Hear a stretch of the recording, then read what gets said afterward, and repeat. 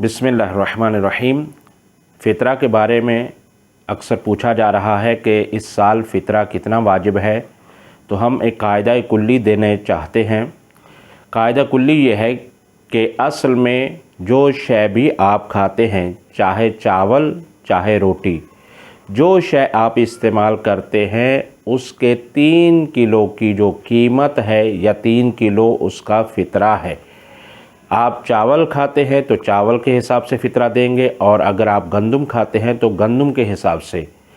लेकिन जो बता दिया जाता है कुल्ली तौर पर कि इस साल पाकिस्तान में मसलन या इस जगह पर यह फ़ितरा वाजिब है, तो वो मुमकिन है कि आपके ऊपर फ़ितरा उसकी निस्बत या कम हो या ज़्यादा हो, क्योंकि वो मैक्सिमम बताया जाता है। लेकिन जो लोग चीज़ इस्तेमाल करते हैं उनके ऊपर या उससे ज़्यादा फ़ितरा भी हो सकता है, उससे कम भी हो सकता है। तो अब इसका पता कैसे करना होगा? पता करने का इसका बेहतरीन तरीका ये है कि आप रोज़ाना जो चीज़ इस्तेमाल करते हैं, मसलन में अक्सर चावल है या रोटी हैं, जो आप ज़्यादातर खाते हैं उसी का हिसाब करेंगे 3 किलो।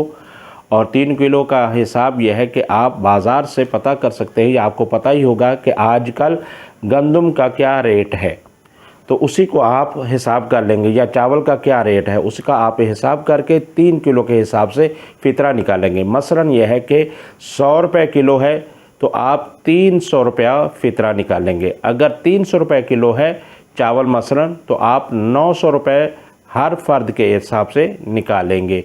तो अब किसी से पूछने की अब ज़रूरत नहीं रहेगी, आप ख़ुद इस चीज़ का अंदाज़ा कर सकते हैं। फ़कत आपको ये मालूम हो कि 3 किलो फ़र्ज़ होता है फ़ितरा, यानी 3 किलो खुराक जो आप इस्तेमाल करते हैं वो फ़र्ज़ होती है फ़ितरे के तौर पर।